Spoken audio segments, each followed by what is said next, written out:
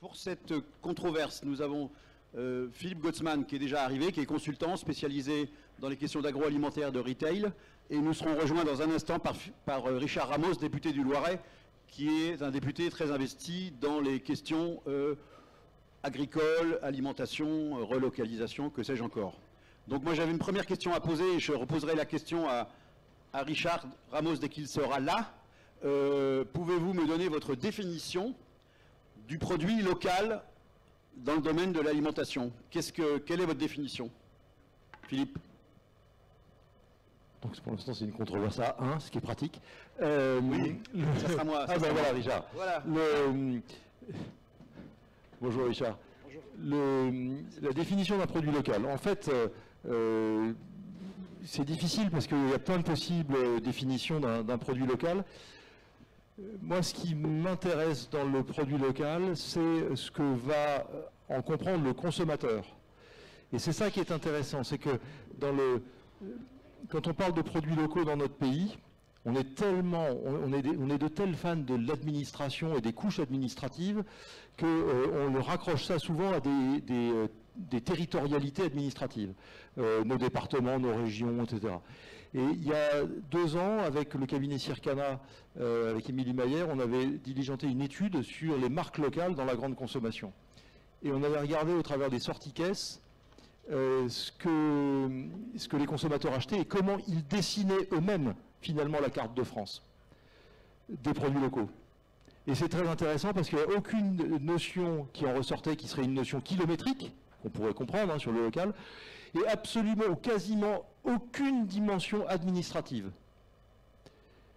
En fait, la carte qui est ressortie, elle est à disposition, elle a été publiée par la Fondation Jean Jaurès, la carte qui ressortait de la consommation locale, elle est extrêmement proche, pardon pour les révolutionnaires dans la salle, mais elle est extrêmement proche de la carte des provinces de l'Ancien Régime. C'est-à-dire qu'on va retrouver les provinces d'antan, celles, vous savez, qu'on avait sur les cartes de France quand on était gamin à l'école.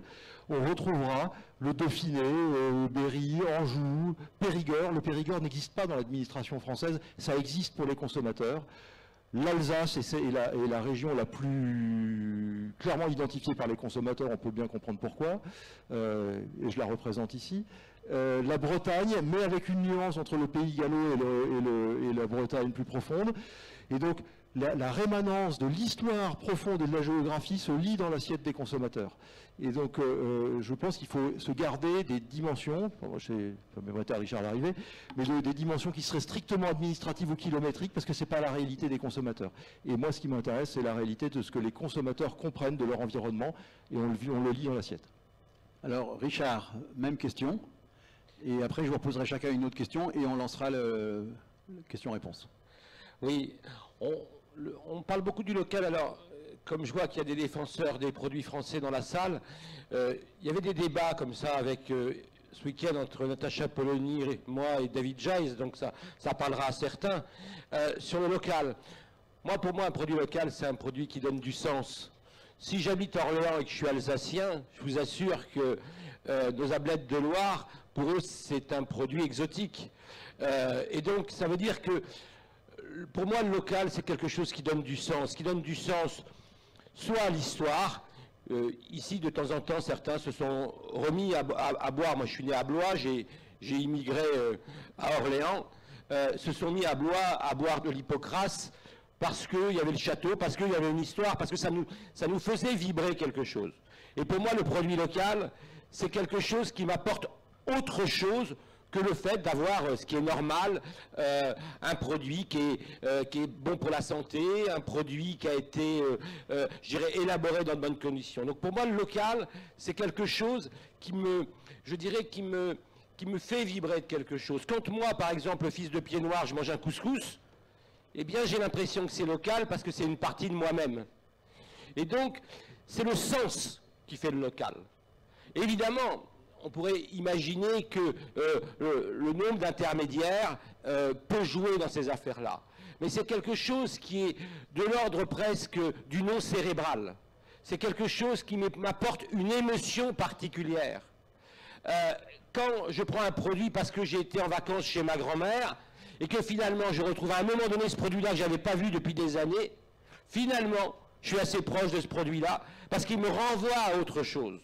Et donc pour moi, le produit local, c'est celui finalement qui me révèle, qui révèle ce que je suis, ce que j'ai été, et peut-être aussi finalement ce que je serai demain. Par exemple, moi j'ai 3 filles, ça a été très dur pour moi, qui cuisinais beaucoup, ancien chroniqueur gastronomique, je cuisinais de la viande, etc. Une de mes filles végétarienne. Eh bien finalement, elle regarde, elle, aujourd'hui, ce qu'elle mange. Elle fait ses études à Bordeaux, mais quand elle a des asperges, et l'autre fois elle me disait, cet été, là, il y avait elle voit un marché à Bordeaux, elle voit des asperges de Sologne. Eh ben, ça lui rappelait quelque chose. Et ça lui rappelait aussi sa façon à elle de manger. Donc le local, c'est ce qui me rapproche, c'est ce qui me crée un lien, et presque un lien affectif avec ce que je mange. Et puis, un dernier point, le local, c'est aussi celui, le lien humain. C'est-à-dire, finalement, la grande distribution, et on l'a dit, la grande distribution, il y en aura de la grande distribution. Il y aura 60 à 70% des produits qui seront vendus en grande distribution. Mais le local, c'est parce que je mets un visage dessus. Et moi, je me rappelle, quand je suis arrivé une fois à Fayet-aux-Loges, il y a quelques dizaines d'années, j'allais au petit marché le mercredi, et il y avait un petit producteur de Saint-Cyr-en-Val de légumes, et il m'avait vendu des radis noirs. C'est parce que comme je buvais un peu de vin, c'était bon pour le foie. Il vient me voir, et ces radis, ils piquaient. Et alors, le mercredi d'après, je l'engueule. Je lui dis, le mec, t'es radis, ça pique, là, je me suis fait chier, j'ai bouffé une demi-tablette de beurre. Et il me dit, oui, mais, monsieur Ramos, il n'y avait pas d'eau. Il n'y avait pas d'eau. Et donc, on a un peu peiné, donc il pique. Et après, quand je mange des radis noirs, ben, je pense à lui. Je vois d'ailleurs où est sa ferme. Ça me rapproche de lui. Et donc, la grande distribution a été ce gouffre particulier entre celui qui produit et celui qui consomme. Parce qu'on n'y mettait plus rien. D'ailleurs, la grande distribution l'a bien compris. Pour faire local, elle fait quoi? Elle met une espèce de paysan qui, dans sa boucherie, qui lui a vendu 3 pigeons, qui représentent 0,0000% de son chiffre d'affaires. D'accord? Et à la fin, elle veut chercher du local en créant un lien humain. C'est bien la photo du paysan avec sa salopette bleue qu'elle a mis. Donc elle a bien cherché le lien humain dans le local. Et donc, pour moi, le local, c'est aussi le lien entre celui qui produit et celui qui consomme, avec finalement celui qui distribue, qui s'efface au profit de celui qui produit. Merci. Philippe, je voudrais avoir votre regard sur l'évolution de l'attitude des consommateurs par rapport à ces thématiques. Vous avez un regard, je dirais, hexagonal, de différents canaux de distribution. Comment vous voyez les choses? Comment vous voyez évoluer les choses? Est-ce que vous avez quelques chiffres intéressants? Oui, alors il y a beaucoup de chiffres autour du local, mais ils n'ont jamais vraiment la même assiette de calcul. C'est très compliqué de le mesurer. D'abord, d'un point de vue de l'appétence des consommateurs, et là il y a beaucoup de sondages sur l'appétence des consommateurs autour du local. Ce qui est intéressant, c'est qu'elle est très élevée. Les consommateurs français, globalement, attendent des produits locaux, dans tous les circuits, y compris la grande distribution. Et ce qui est intéressant sur cette dimension locale, c'est que dans les dimensions du bien consommé, c'est-à-dire qu'on associe assez naturellement le local au bien consommé, ce qui n'a pas de lien évident ou direct, mais enfin, c'est comme ça qu'on l'associe, c'est la dimension du bien consommé qui est la plus universellement répartie dans la population. Pour faire caricatural, mais ceux qui achètent bio, c'est plutôt les vieux ou les gens à pouvoir d'achat élevé. Les produits sans, c'est plutôt une consommation plus féminine. Le local, quel que soit votre âge, votre catégorie socio-professionnelle, votre origine, votre département, il y a une appétence pour les produits locaux, une réassurance effectivement liée à l'incarnation des produits qu'évoquait Richard Ramos. Ça, c'est le premier point. Et ça ne se dément pas malgré l'inflation. En revanche, évidemment, le local étant en général aujourd'hui un peu plus cher, la croissance du local qui a été forte pendant un certain nombre d'années tamponne depuis 2-3 ans. C'est une réalité. Ensuite, ce qui est intéressant de regarder pour être sur les chiffres, c'est que le poids de la consommation locale n'a rien à voir en France, département par département, et je voudrais illustrer ce point. Quand même.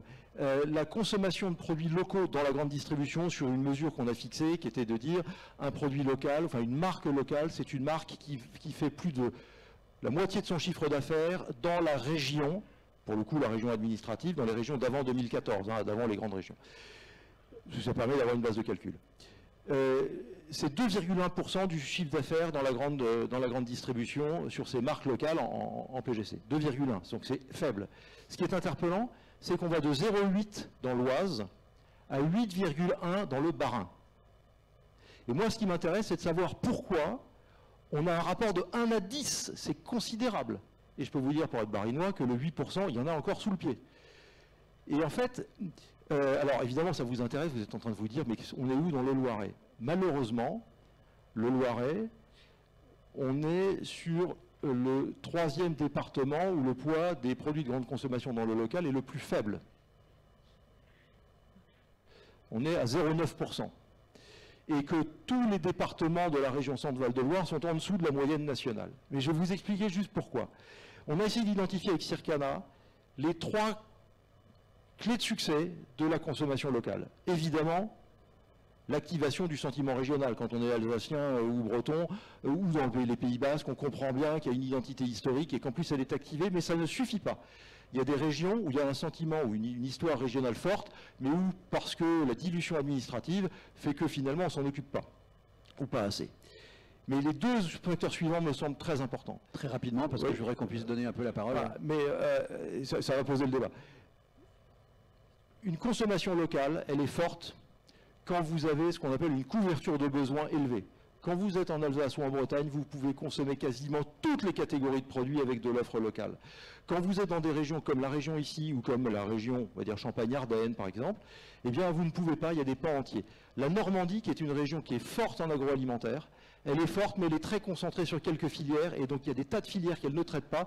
Le résultat des courses, c'est qu'au bout, le consommateur n'identifie pas bien, et donc on perd de la puissance sur le local. C'est la densité du tissu. Et j'en arrive au dernier point, qui devrait plaire à certains dans la salle. La consommation locale est d'autant plus forte que le tissu industriel est puissant. Il faut qu'on se sorte de la tête que l'alimentation, c'est de l'agriculture.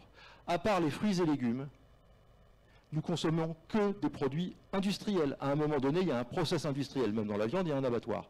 Or, dès qu'il n'y a pas d'outils industriels, ou des outils industriels trop petits, en Provence-Alpes-Côte d'Azur, un établissement agroalimentaire en moyenne, c'est 6 salariés, c'est 45 en Bretagne. Dès que vous avez des établissements trop fragmentés, trop petits, nous avons des outils qui ne permettent pas de développer la valeur ajoutée, d'activer les marchés, d'être en présent en grande distribution dans les circuits, et donc on ne consomme pas de local. Et donc si on veut développer la consommation locale, le seul sujet dont on doit s'occuper, ça plaira à quelqu'un dans la salle, il faut réindustrialiser les régions. C'est le seul vrai sujet, et c'est ça qui va tirer l'agriculture derrière. Ça donne des débouchés à l'agriculture locale.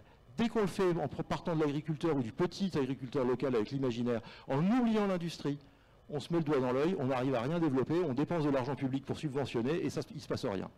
Et donc, c'est ça les chiffres. Je vais demander à Richard Ramos de réagir par rapport à ça. Et vous qui connaissez parfaitement votre territoire du Loiret et au-delà de la région Centre-Val de Loire, quel est votre regard, quelle est votre analyse sur cette problématique de l'industrialisation, du tissu, transformation et puis évidemment le contexte de l'agriculture locale? Quand on dit local, je me rappelle une discussion avec l'ancien patron de Malbranck, qui était patron d'Aldi avant que la Gestapo arrive, la Gestapo allemande pour le virer, et réimporte plus de produits qui étaient chez Aldi qu'avant. Il me disait dans ses études que quand il mettait Made in France, évidemment, on vendait plus, mais quand on rajoutait à Made in France une région, même si je n'étais pas issu de cette région-là, on vendait plus encore. Et donc ça veut dire qu'on a un besoin d'acheter des produits nationaux, mais derrière, ça nous rassure de nous rattacher la France à une région. La deuxième chose, c'est les industriels du Centre Val de Loire. Tous nos industriels le disent, quand on veut installer un produit et le développer, on est obligé d'abord de s'ancrer sur son territoire pour ensuite essayer d'en faire une marque nationale. On va apprendre très simple, je ne sais pas s'ils sont dans la salle, les gens qui ont repris Martin Pourret. Ils ont commencé avec Martin Pourret à reprendre une marque et d'en faire une marque locale. Ici, on était dans le vinaigre, vous avez vu ce qu'ils ont fait, le concours du vinaigre. D'ailleurs, je vais vous demander tous vos applaudissements pour le restaurant grec Marie Gricourt. Elle vient hier soir d'être championne du monde de l'œuf mayonnaise. Voilà, donc Donc à Paris. Donc voilà, Marie Grécourt, le Gric à Orléans, championne du monde hier soir, bœuf mayonnaise. Avec quoi? Avec de la moutarde ou Martin Pourret, du vinaigre doux, du vinaigre d'Orléans. Et donc, on a ce besoin de s'ancrer. Sur la région centre, c'est très simple. Le président Bonneau fait un travail formidable avec C'est du centre. Beaucoup d'industriels s'y mettent. Il fait juste une erreur que j'essaie de lui expliquer depuis 3 ans. C'est que C'est du centre, ça parle pas. Oui. C'est une marque, mais excusez-moi, c'est une marque de merde. Je veux dire, il faut changer ça. Il faut appeler ça la table française, la table des rois. C'est-à-dire qu'il faut quelque chose qui soit marketé. C'est du centre. Est-ce qu'on a envie d'acheter un produit C'est du centre? Et Val-de-Loire, ça parle quand Et donc même. ça, mais Val-de-Loire, ça parle. Val-de-Loire et la table des rois. Et le Berry. Et la table des rois. C'est-à-dire qu'aujourd'hui, un produit du Val-de-Loire, il est identifié par ses châteaux. C'est du centre. Donc ça ne markete pas, donc ça ne vend pas. Et donc ça, c'est très très important. Et puis, je le dis moi très, très souvent, pourquoi le Val-de-Loire, on n'a pas autant d'identité? Parce que nous, on avait un problème, contrairement aux Alsaciens. C'est que nous, on avait tellement de produits qui étaient bons. On a mis une grande table tellement il y en avait. Et on a été obligé, tellement la table est grande, ils foutent des châteaux autour parce que la table était trop grande. Et donc c'est vrai, tellement on a de bons produits, c'est compliqué de s'y retrouver en Val-de-Loire. Alors, je vais redonner la parole à Philippe pour qu'il rebondisse un instant. J'ai une mauvaise nouvelle, je ne donnerai pas la parole à la salle parce qu'on a des contraintes de temps et la régie m'a demandé de terminer à 9h30 et comme il est 9h28, Philippe, quelques mots qui seront des mots conclusifs. Oui, un point qui est pour développer le commerce des produits locaux, notamment dans ce que je représente, qui est la grande distribution, qui représente quand même aujourd'hui l'essentiel des circuits de consommation des Français. Le point qu'il faut qu'on comprenne, c'est qu'on a pendant 50 ans développé des chaînes longues. On a massifié les chaînes de distribution, les enseignes, mais les grands industriels également, avec des approvisionnements plus lointains, pour une raison simple et qui est évidente et qu'il ne faut pas ignorer, c'est que économiquement c'était plus efficace. Ça a permis la concentration des outils, c'était plus efficace. Si on veut développer, ce que je souhaite également, une meilleure consommation locale, on ne le fera pas simplement par le folklore. On le fera en adoptant une attitude économique sérieuse, c'est-à-dire en se demandant comment on peut être efficace économiquement pour réduire, ça ne veut pas dire être le moins cher, mais pour réduire l'écart par rapport à des produits de dimension nationale. Et ça suppose, sans doute des marques, comme vous l'avez dit, ça suppose de développer également des outils, notamment logistiques, des systèmes de coopération, j'ai bien dit coopération, entre industriels, entre distributeurs, pour avoir des systèmes d'approvisionnement à l'échelle courte qui soient beaucoup plus optimisés. En fait, il faut arrêter de faire, enfin, il faut faire un peu de marketing, mais j'allais dire, il faut arrêter de faire du marketing, c'est-à-dire exciter des désirs, et il faut s'occuper des contraintes, et essayer de lever les contraintes du local, qui sont des contraintes essentiellement logistiques, de coopération entre acteurs, de mise en relation des marchés. Parce que moi j'étais distributeur, quand on discute avec Nestlé ou autre, c'est très facile, c'est de gros à gros, mais quand on discute de gros à une myriade de tout petits, et c'est très compliqué, y compris pour le distributeur, c'est très compliqué. Et donc il faut lever beaucoup de ces contraintes. C'est un sujet qu'on aurait pu développer, c'est le problème de la logistique fine, le problème voilà, de la non-massification, si j'ose dire. Et c'est vrai que c'est complexe, surtout avec différents canaux de vente. De différents commerces. Donc Richard, quelques mots de conclusion. Ma conclusion, c'est que, vous savez, il faut faire de la politique, il faut aimer ces politiques. Vous avez Arnaud Montebourg dans la salle, le pauvre, on le réduit souvent à Made in France, mais c'est lui qui a pris. Et donc, finalement, il a infusé dans la société française cette idée qu'il fallait produire en France. Je vois Marie-Madeleine Mialot, ici sur le territoire en région, c'était Madame Industrie. Les gens disaient, elle est de gauche, mais elle nous aide vachement, nous les entrepreneurs. Et puis moi, quand on me croise dans la rue, on me dit, ah, monsieur Rameau, ça vous défendez bien l'asperge, hein, puis la cerise aussi du coin. Et donc, nous, on fait notre job. Et donc, il faut simplement remettre dans la politique, mais la politique au sens de la cité, cette capacité qu'on a à créer du lien avec ce qu'on mange. Et donc, je le dis également, lançons des projets, mais des projets concrets. Je vois plein de jeunes là, demandons au président Bonneau de lancer, je ne sais pas, 10 food trucks du Val-de-Loire. Et des jeunes montraient des food trucks avec des produits qui ne seraient pas des produits, qui seraient des mauvais produits, mais des food trucks d'une cuisine de rue qu'il faut défendre. Parce qu'il n'y a pas, notamment dans les écoles hôtelières, aucun module de cuisine de rue. On laisse la cuisine de rue à la malbouffe. Eh bien, montons dans le Val-de-Loire, 10 food trucks du Val-de-Loire, avec une cuisine de rue pas chère, avec 100% des produits Val-de-Loire. Merci pour votre belle conclusion.